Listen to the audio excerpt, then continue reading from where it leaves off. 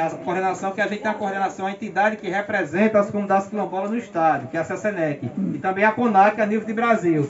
Então o Zé Amaro está responsável em fazer essa ponte junto das comunidades quilombolas aqui do Alto Sertão, junto à coordenação para levar as demandas, para levar nossas reivindicações para que possam serem resolvidas.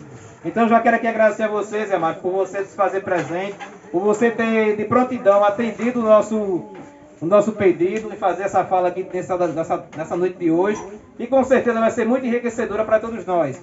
Você vem compartilhar suas experiências, vem compartilhar conosco essa bagagem que você já tem nesse movimento. Eu sempre falo para ele, estou tendo esse conhecimento juntamente com vocês no grupo, a experiência com outras comunidades. Então isso para mim está sendo muito aqui, uma aprendizagem demais, porque assim, ele já tem aqui mais de quase 15 anos, né, no movimento já. Então, Zé Amaro, seja muito bem-vindo à nossa comunidade essa noite de hoje. Fique à vontade para você fazer sua fala e você aproveitar juntamente com todos nós essa noite agradável, no qual abrimos oficialmente aqui em nossa comunidade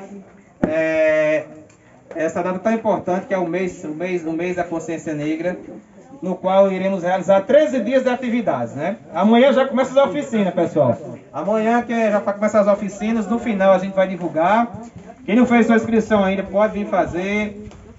Dá tempo ainda que até amanhã as inscrições, certo? Essas oficinas serão no caso, quem participar vai ganhar certificado, certo? Vai ganhar certificado por ter participado das oficinas. E quando for no dia 20, vai ser a culminância. Aí você encontrando as comunidades, que vai ser lá em Pombal, lá nos Daniel. Os Daniel esse ano vão sediar o dia 20.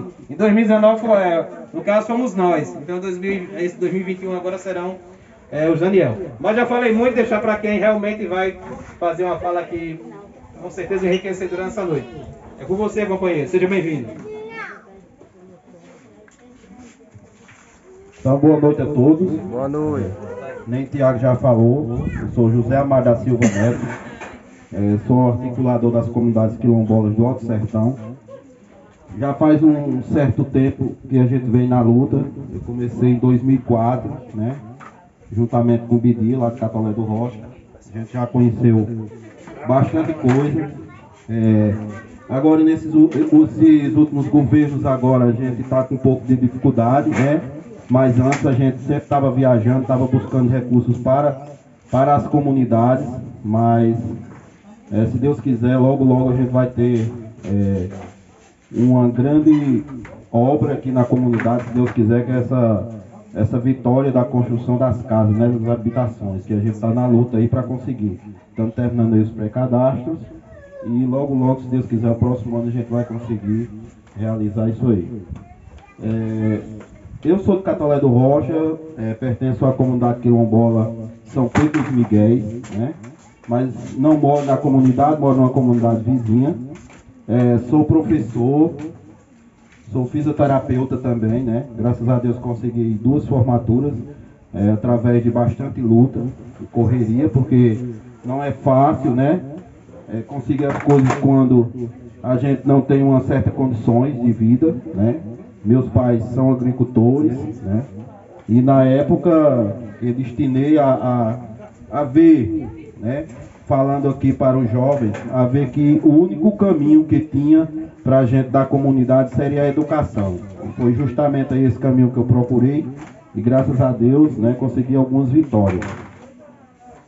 Aqui a parte do que eu vou falar, né, de racismo e de desigualdade racial, né? Aí é um pouco do meu currículo aí embaixo. Já nem falei que tem muita coisa aí escrita. Tiago, queria ver aqui,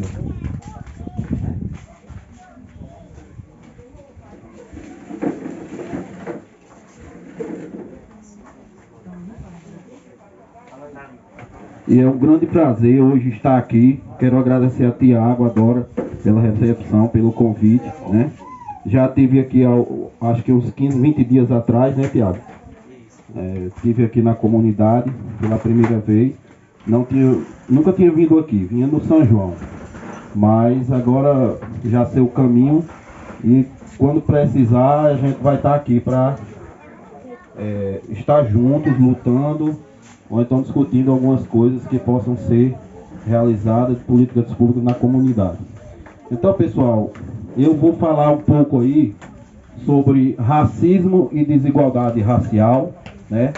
Esse cidadão aí, que hoje é o responsável por todos nós quilombolas estar aqui hoje lutando, né? Esse aí foi um dos forças de resistências do Palmares, do Quilombo Palmares, né? Na época que ele se tornou líder do Quilombo dos Palmares, lá em 1655 a 1995. E na época foi um dos maiores quilombos do Brasil. Na época tinha 20 mil negros lá, né? Era muito grande, né? Isso no Pernambuco. E ele foi o responsável por ser uma liderança nata que hoje a gente está aqui lutando por alguns direitos nas nossas comunidades quilombolas. Igualdade racial, né? É um conceito, né, baseado na ideia de que todos os homens são iguais. No papel, sim, mas na realidade, quando puxamos para a vida, né, para o nosso Brasil, para a nossa realidade, a gente vê que é totalmente diferente, né? E que não existe diferença, raça humana. Mas nós sabemos, sempre eu costumo falar, que a raça só existe uma, né? Que é a raça humana. Mas aí as pessoas criam as diferenças, né?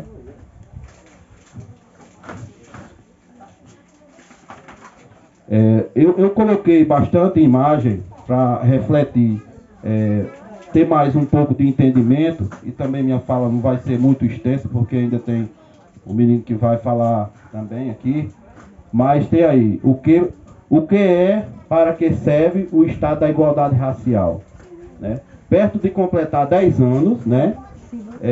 O Estatuto da Igualdade Racial é uma lei criada para tentar corrigir essa escala de desigualdade de raça. Então, há 10 anos, que nós sabemos que a desigualdade racial começou desde a época de Brasil Colônia, não é de hoje, mas só há 10 anos que a gente tem essa lei, né, válida no nosso Brasil. Veja aí o quanto de tempo a gente perdeu. Nós temos aí 51% da população do Brasil é negra. E a outra metade tem o dobro de oportunidades. Então, se a metade da população do Brasil, vamos chegar hoje, eu acho que tem aí uns 230 milhões, né, de habitantes do Brasil, 51% é pardo ou negro, né? E assim, e alguns historiadores falam que talvez seja até mais, chega a 66, 70% da população do Brasil. Porque o Brasil, inicialmente, quando começou o Brasil colônia, que os portugueses começaram a trazer escravos da África, eles trouxeram, na época da escravatura, 5 milhões de negros da África, do continente africano, para o Brasil. Então, a dificuldade que tem para chegar em números é por culpa, às vezes, que eu já conversei hoje tarde com o Zé Ribeiro, às vezes nós próprios. Porque quando chega um pesquisador do IBGE na nossa casa, né, hoje eu tenho essa consciência, mas muitos ainda não têm. Qual é a sua cor? É branca, parda, preta, porque tiraram a negra, é preta, indígena ou amarela. Aí a pessoa olha assim, eu acho que eu sou parda, né? Mas na verdade, se você for ver o antepassado dele, o pai era negro, preto, a mãe era preta, e ele está se identificando como pardo. E por que não dizer, não sou preto, eu sou negro, eu venho lá de trás, onde meu pai, minha mãe, meus avós eram negros.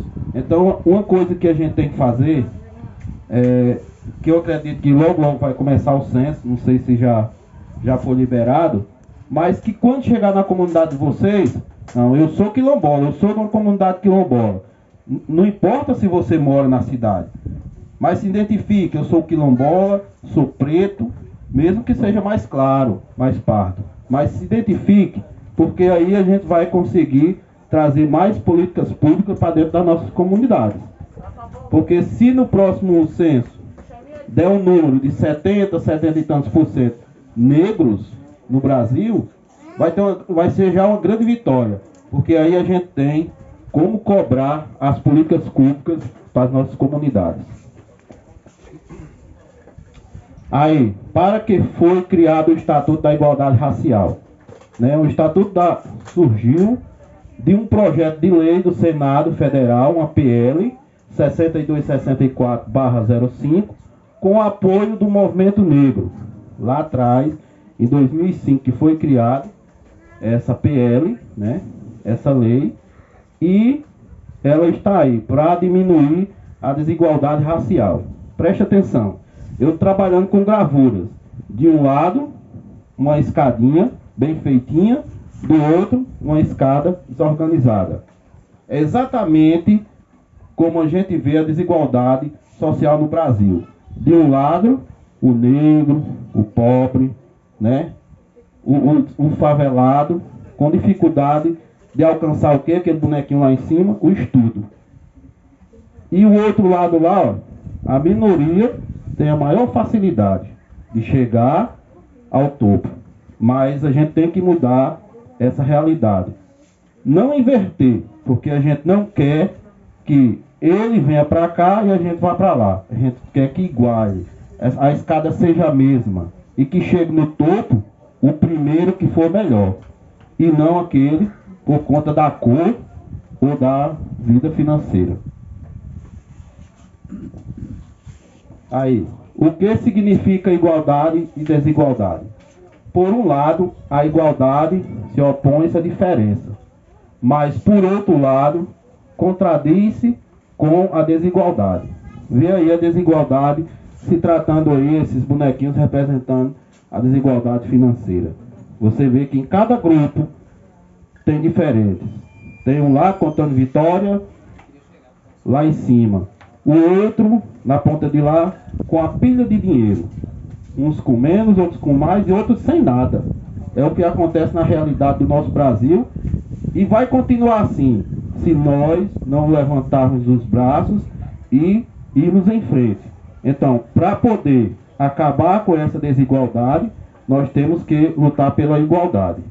E a gente só luta por essa igualdade, pessoal, se a gente fizer o que está fazendo hoje aqui, né? Lutando, brigando e mostrando que nós estamos presentes, que nós podemos mudar essa realidade. E que não é só a realidade nossa daqui não, é a realidade do nosso Brasil.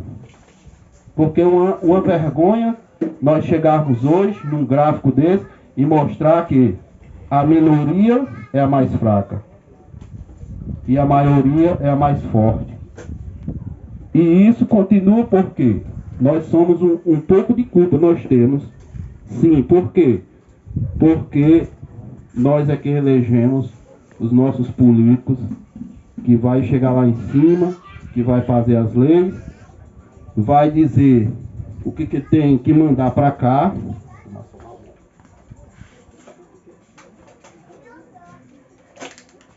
que vai falar o que tem que mandar para a gente, porque não é para ser assim, começar de cima para baixo. As coisas têm que começar de baixo para cima. Você nunca costuma fazer uma casa começando do telhado. Você tem que fazer a base. Onde é que está a base? Nós que sustentamos a pirâmide. E os políticos não querem a gente bem informado não. Pense que não quer não. Eles querem que a gente, nossos filhos, estudem em escolas com má qualidade, né? Que não consigam um emprego bom, que não saiba discutir o que é lei, o que é de direito. Eles querem pessoas desinformadas para poder sempre manter esse gráfico aí. Eles crescendo e a gente ou estaciona ou fica sem nada. Olha, quais são as desigualdades no Brasil? Primeiro lugar, a educação, né? A nossa educação bastante precária. já está mudando, já está mudando. Em alguns governos aí, do governo de Lula para cá, a gente conseguiu vários negros, várias pessoas pobres, da área mais humilde, entrar na universidade, por conta de alguns programas do governo federal, né? Então, isso já está mudando, né? E ele só depende da gente. Segunda, saúde precária, porque o SUS, ele é maravilhoso. O SUS é maravilhoso, mas que o dinheiro é mal gasto em nosso Brasil. Cada cara que quer passar a mão, sai de lá, de Brasília, deputado estadual, deputado federal, um senador, envia uma verba para a cidade, e hoje mudou um pouco, mas a primeira coisa que tem que fazer é dar a porcentagem para poder liberar aquela verba. Uns cobram 20%, outros cobram 30%, né? Aí tem uns que liberam a verba de 10 milhões, 30% de 10 milhões, quanto é que não dá? 20%, né? Então é isso. O terceiro, a renda e trabalho, né? A classe negra, ela está muito mal distribuída dentro das áreas de trabalho, né? E uma certa culpa do sistema e outra também da gente, que não costuma lutar pelos nossos direitos. Violência. Hoje, eu estava vendo uma reportagem que 85% dos presos hoje no Brasil, ela é negra. 85%. A maioria é negra. Então, existe uma coisa errada. Por quê? Falta de educação, saúde, renda e trabalho. Aí a gente chega na violência. Que a violência é um absurdo em nosso Brasil. E tudo é uma escadinha que depende do outro. Se nós tivermos uma boa educação, nós vamos ter uma boa saúde, vamos ter uma boa renda e trabalho, e diminuir a violência. Porque se você consegue estudar, se formar, ter um bom emprego, você não vai para lá roubar. Você vai ter uma boa saúde, você vai ter um bom trabalho, se você conseguiu ter uma formatura, conhecimento. E a violência vai diminuir. E o quinto, a política. Nós costumamos a falar que todos os políticos são desonestos. Mas tem alguns que a gente ainda pode, né, confiar um pouco. Mas a maioria é desonesta mesmo. Eles estão lá para roubar, para meter a mão no que é nosso. É tirar mesmo. Não vai mandar lá para o sertão tantos milhões, mas vamos pegar um pouquinho aqui. Porque também, quando chega na época da política, então tem a troca de favores também. O pessoal disse, não, eu só voto se ele me der tanto porque ele está roubando lá em cima. Né? É o que acontece. Aí acaba ficando igual ao político, né? Quando você faz essa situação. Mas vamos tentar mudar essa situação, mas não, é em todo o Brasil que acontece isso.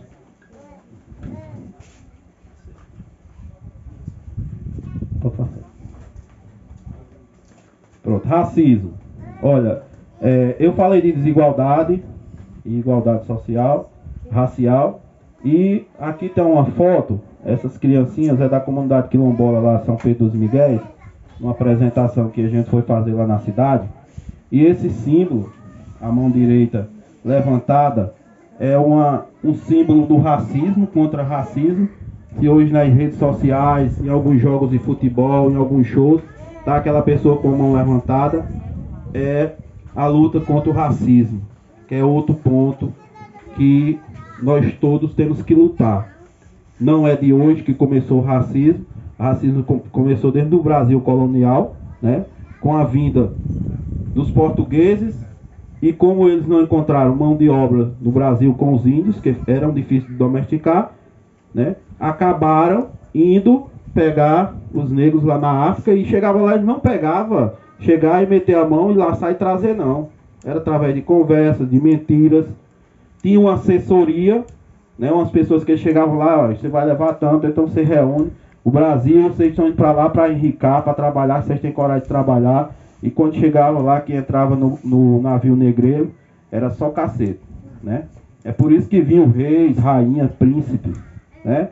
Zumbi era neto de uma princesa lá da África, né? Então, foi trazido da África para cá para servir de mão de obra para os portugueses. Aqui, o que a Constituição fala sobre o racismo. A Constituição diz, é bonita essa lei.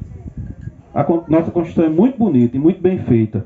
A Constituição Federal diz que o racismo é crime inafiançável e imprescritível, né? Inafiançável porque não tem fiança, porque você mata você rouba, faz qualquer outro crime, você vai lá na cadeia lá e tem um juiz lá, audiência de custódia, e ele tá lá dizendo, não, mas o que é que você fazia antes? Não, eu era bonzinho, ele contava uma história, não, pode liberar ele, né? Mas o crime de racismo é inafiançável. Outra coisa, o crime, você cometer um crime, ele prescreve depois de 5 anos, 10 anos, ele prescreve. Mas o de racismo não. Você cometeu o crime de racismo, é inafiançável e é imprescritível e dá cadeia. Mas eu não conheço uma pessoa ainda que foi preso por cometer o racismo. A gente vê falar na televisão, mas na região onde eu moro e trabalho eu nunca vi. E que tem racismo, tem. Sempre teve.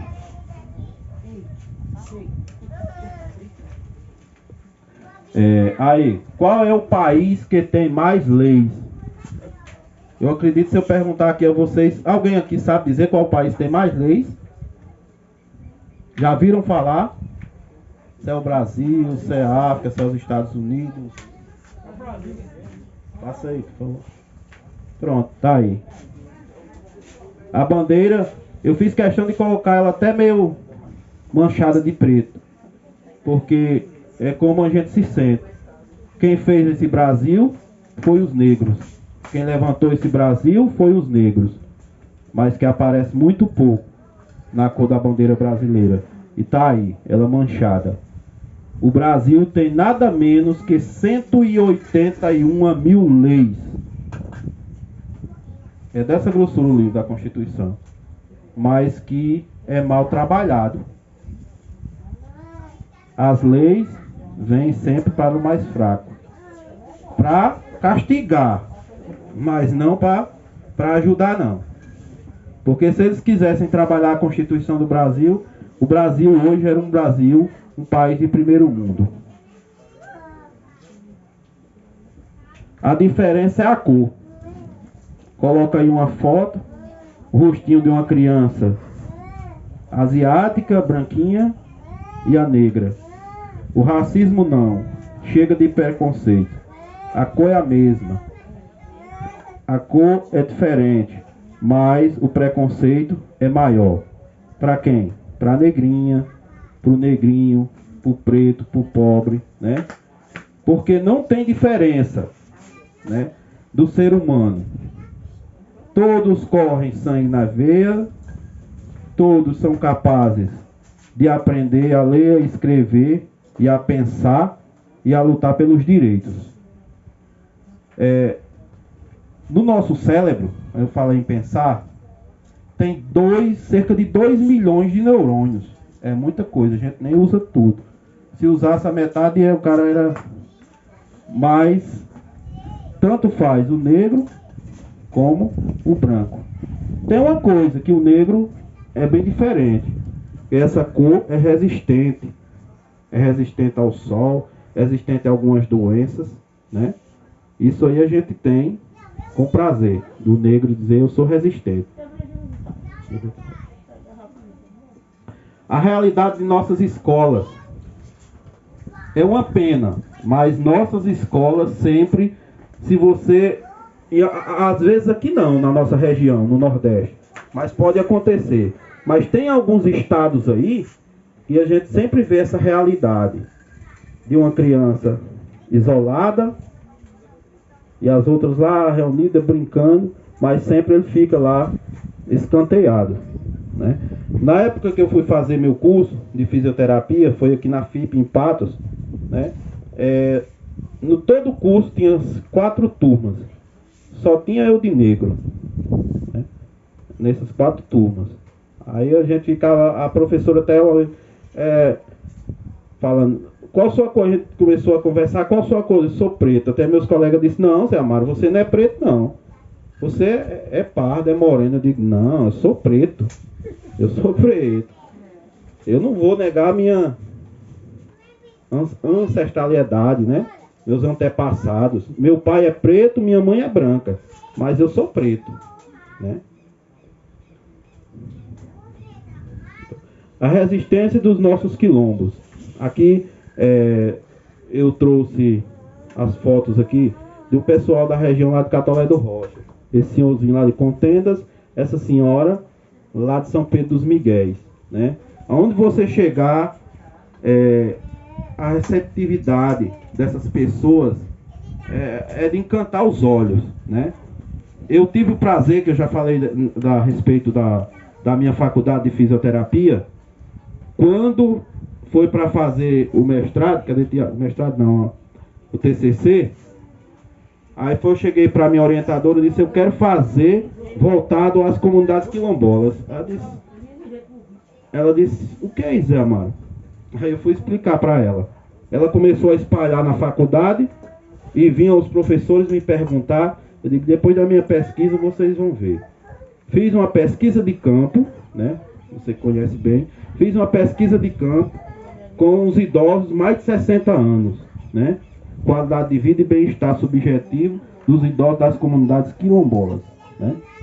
E graças a Deus fiz uma pesquisa, deu quase 140 páginas a minha pesquisa. Mas voltei para isso, mas foi unânime na faculdade, porque eu quis mostrar na realidade de onde eu vim, o que eu sou. Eu digo, eu vou mostrar aqui para muita gente. Aí são mais 2, 3, porque esse da comunidade aqui está em festa, da comunidade São Pedro dos Miguéis. Ele ainda está vivo, ainda esse outro já faleceu, que era de Contendas. Esse aqui, quando eu fiz a entrevista com ele tinha 85 anos. Vou contar só uma historinha dele. E eu conversando com ele, eu disse, o senhor, quantas vezes vai ao médico por mês? Ele disse, nunca fui ao médico. Eu disse, mas seu Vicente, senhor com 85 anos, ele disse, para dizer que nunca fui ao médico, Zé Amaro. Eu fui ao médico em 1960, por conta de uma dor de dente. E ele passou um comprimido e eu não tomei com medo de me ofender. E morreu sem ir ao médico, né? Então, assim, são histórias que a gente traz para mostrar para essa juventude que a gente tem que ser resistente, que nem o seu Vicente. Lógico, não vou dizer que vocês vão procurar o médico, porque tem que ir. Porque o tanto de porcaria que a gente come, né, que acaba a gente ter que ir mesmo para o médico, se cuidar. Mas não é uma resistência de dizer que a gente está aqui e não veio dos antepassados para passar despercebido. Nós estamos aqui para mostrar que nós temos liderança e nós temos confiança que podemos melhorar cada vez mais a vida de crianças e pessoas que virão para essa comunidade, para a nossa família.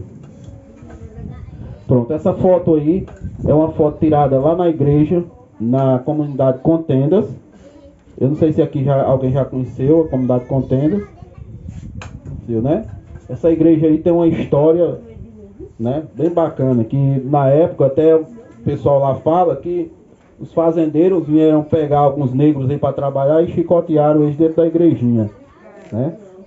Então tem toda uma história. Lá tem um museu, é uma comunidade bacana. Inclusive a capa do meu TCC é essa foto, né?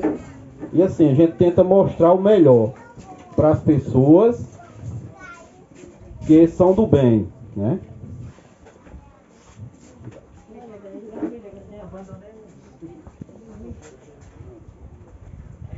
Esse aqui também é meu tio, Eu trouxe essas fotos para mostrar assim, o trabalho que a gente já tinha feito. Ele agora, em março, está completando 101 anos. Ele é uma criatura excelente, 101 anos. Joga baralho, né? Dominó, toma um copo de cerveja, mas só um copinho de cerveja, ele gosta, cerveja ou vinho. Consciente, 101 anos ele tem.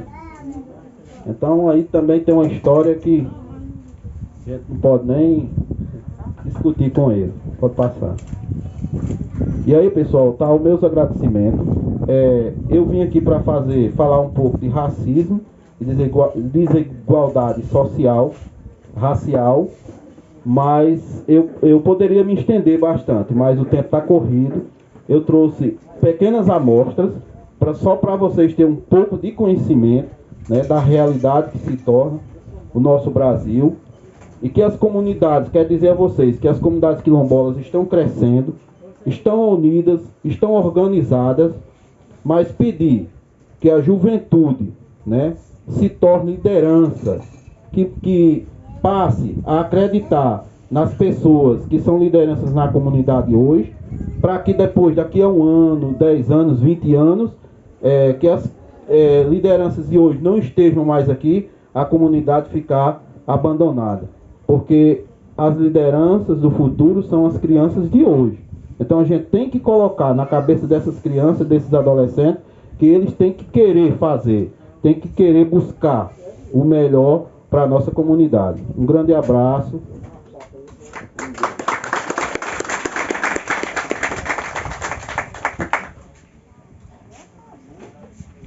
Obrigado, né, ao nosso professor de História.